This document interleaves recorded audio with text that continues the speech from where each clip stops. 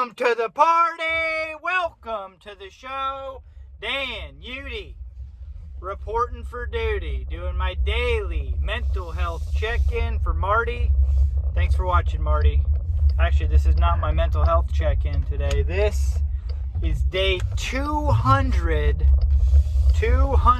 of nothing but raw vegan food. So raw vegan diet. Technically started 200 days ago, even though that was not necessarily the intention. 200 days ago, I started a juice fast. And I had previously done a 46-day juice fast, but I knew I wanted to do a longer one. So I ended up doing 100 days of nothing but juice, fruit and vegetable juice that I made myself, except for one small stint in Colorado where I bought some pre-made juice. But ended up being really good trip, and I'll make another video about my juice feast or my juice fast or my juice cleanse another day. But today I wanted to celebrate and make a quick video, yes, while driving, which probably is illegal, but I wanted to share my experience of the last 200 days, particularly the last 100 days, because the last 100 days were where the real work started. And I know that may sound a little odd for those that maybe haven't done a juice fast, but once you get in the zone of juice feasting or juice fasting or just drinking juice and not eating anything, it's really quite easy to just kind of stick with it. And so I was told that the real work would start when I broke the fast. And I knew that was true because I had done a 46-day juice fast a year prior and completely did not do well on refeeding. Matter of fact, the juice fast I did 46 days, I lost almost 40 pounds, I think, right around there. And in a matter of just a handful of months, I gained every bit of it back. Not to say the main objective was to lose weight, but obviously I would have preferred to stay at a much leaner weight, because the type of foods that I ate, again, they weren't really healthy foods. So if you watched my video prior to this one, first, thank you, and thank you for watching this one. I appreciate you taking the time. If you enjoy it, hit the thumbs up and leave a comment below. But if you watched the video I made last time, then you kind of know my journey into whole food, plant-based, vegan, and eventually now raw vegan over the last probably about 8 years, 7 or 8 years probably. Again, I'm kind of guessing. I should get more accurate numbers on that. But basically, what led me to raw was the year prior when I did the 46-day juice fast. I found some content creators, some influencers, some coaches online on YouTube, and I became aware of the raw food philosophy, the raw food ideas. And to me, they just made a lot more sense. They just made a lot of sense, common sense, as far as not cooking your food would probably render an extremely high amount of nutrients, enzymes, and basically all the goodies that I was trying to get from the foods I was eating anyway. I wasn't necessarily struggling with any major chronic health issues, although I did have some minor stuff that I was glad to see clear up when I embarked on the journey. So needless to say, 100 days ago I broke my fast, and I really am very proud of myself. 200 days is a big deal. I have now technically been eating raw foods, raw fruits, vegetables, nuts, seeds, and I've been sprouting some beans and lentils and eating those as well. But basically nothing cooked for just as long as I juiced, which to me is amazing. It's over half of a year. I don't know why, but to me 100 days of eating raw food seems like a big mark in the trip. And also I love the accountability of making a video to kind of congratulate myself and just share with whoever wants to watch kind of my journey, the good, the bad, the ugly, because it actually has not been all good and it hasn't been all easy, and that's for sure. And I don't want to mislead anybody to think that there hasn't been some struggle, there hasn't been some sacrifice that went along with the journey where I'm at now. So what do you eat as a raw vegan? You know, is first question I had. And am I always hungry? And, you know, how much do I have to pay for my food now? And so a lot of these questions I'll probably have to answer in other videos, but today I wanted to talk a little bit about the fact that while I have an incredible amount of support at home with my wife, kids, mom and dad, I am really the only one in my immediate family, meaning my wife and my kids, that are eating nothing but whole, raw, uncooked vegan foods. Now, that makes it pretty interesting because smelling them cook their food, watching them eat some of the foods that I really used to enjoy eating, has made it more difficult than probably would have been otherwise. But again, it's a good trade-off because they're incredibly proud of me. They're very encouraging and supportive. My wife bought me a whole bunch of cookbooks for my birthday. I turned 41, and so I've got like all these raw food. I say cookbooks, I guess they're more recipe books because you're not really cooking anything. Along the journey, I was able to get a 9-tray, I think it's called an Excalibur dehydrator. It's a very nice big dehydrator. Again, 9 trays, so I can fit a whole bunch of things on there. And I bought a new Vitamix that has a food processor attachment and a whole bunch of different toys and you know, utensils, tools, kitchen tools to make the raw, you know, lifestyle more accommodating. So I eat a lot of fruit. That's basically my main source of calories comes from my macro of carbohydrate. So it's a very high carbohydrate diet, which I like. I love carbs. I always have. I love fruit. I love the sugar. I love sweet foods. And so fruit is delicious and I love it. I always have loved it, but now that's, again, the bulk of my caloric intake comes from fruit. So I start my day usually with, well, not usually, every day I start my day with a juice, which is a lemon ginger blast. And then I eat pretty much fruit all day long, whether it's a smoothie bowl, just a mono meal of fruit, which is nothing but like one, hence the term mono, one type of fruit until I'm like full, can't eat anymore.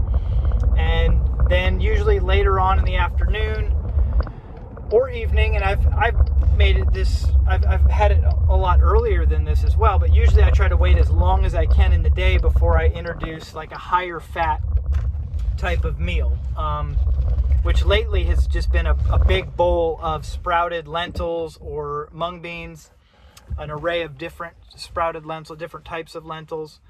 But now, you know, that's really, really good. I mean, it's very filling and sustaining. And I have not felt hungry at all during this refeeding. I did take it probably a lot faster than I should have in hindsight. You know, I kind of rushed into the refeeding. I was excited to eat again after 100 days of not eating any food. I was really looking forward to it. Some of the things I got into right away, obviously, were huge salads. After my fruit of all-day fruit, I would have a huge salad with maybe a creamier, you know, heavier fat dressing. Tried all different kinds of dressings, raw vegan Caesar, ranch, barbecue chipotle, all kinds of different dressings, and I'm still doing that and really enjoying that. So then I got into zoodles. So I would make zucchini noodles by just spiralizing a zucchini and have a huge bowl or plate of zoodles with a marinara sauce or a creamy Alfredo made out of cashews or hemp seeds or both. So that was kind of like the bulk of my food for a long time. And then I started to get more into some of the dehydrated stuff, some of the things that take a lot longer to prepare. One of the things I actually started to make before I even broke my fast was raw vegan crackers, so flax crackers. And I heard that you could use the pulp from your juice to make flax crackers. So without really investigating much or looking into recipes, I basically took a whole bunch of pulp, leftover pulp from making juice, and milled up a bunch of flaxseed in my coffee grinder, which works amazingly well for grinding up flax seeds. And I proceeded to make a batch of probably the most disgusting flaxseed crackers you've ever seen or tasted. They were thick, they were kind of like chewy, and they were extremely fibrous. I mean, it was basically just dehydrated juice pulp with a little bit of flaxseed. Really disgusting. The bad part was I was juice fasting, so I didn't know how bad they were. I'm like feeding to my kids and my wife, and they're like, "Oh, yeah, this is interesting, and good luck with your raw vegan thing. You know, when you break your fast, good luck." So it probably took me about a dozen different renditions and recipes, and before I feel like what I've done is basically perfect the flaxseed cracker. Now, my next video, I will be sharing the flaxseed cracker recipe, and so definitely subscribe to the channel so you can watch that, because again, I've taken like 6 or 7 different recipes, and I've got my own that closely follows another one, but I've tweaked it, and I really feel like it's so good. These crackers are amazing. And the cool thing about crackers, one, they're very satiating. Yes, they're higher in fat. They do have nuts. They have seeds. They even have, I don't want to say a lot of salt, but they have salt, okay? And they have a lot of flavor. But they're amazing to dip for guacamole, salsa, ranch dipping sauce, all different kinds of raw vegan cheeses. My mom's been making incredible raw vegan cheeses. And these type of foods are very satiating. They're, I hate to say filling, because you don't want to get necessarily full on crackers and cheese, but if you have a bunch of fruit throughout the day and then a huge salad and maybe a big smoothie in the morning and your lemon ginger blast juice, yeah, you can have, I feel like I can consume quite a bit of crackers and cheese at the end of the day in terms of helping me to, one, meet my calorie needs, and two, provide me with some satiate, is that a word? Tastes good, feel good when you're done eating it, satiated, right? So that helps a lot. But yeah, basically the hardest part probably was the social aspect. My wife and I love going out to eating, dinner at different restaurants. The vegan options now, cooked vegan foods are everywhere. We live in a town where there's basically 0 raw vegan choices, unfortunately, yet. But we'll probably be seeing some of that change here shortly, I would think. But, you can go pretty much anywhere and order, vegan or as I was doing, my wife was doing vegetarian for sure.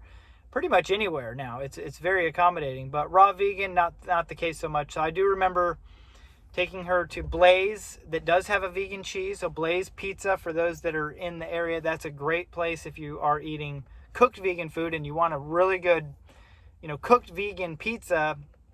They even have, I think, a gluten-free crust now too, which I can't say I've tried that. But Angela loves, Blaze Pizza. So I took her to lunch one day at Blaze Pizza, and I just brought like a whole bag of apples, some of my delicious raw vegan crackers, and I think some hummus that I had made from sprouting some chickpeas, which is another thing I actually made before I even broke my fast. I was so excited to start eating and cooking, and not cooking, I keep saying that, but preparing my own food after I broke the fast, that I did make some raw vegan hummus before I ever broke my fast. And I think guacamole as well.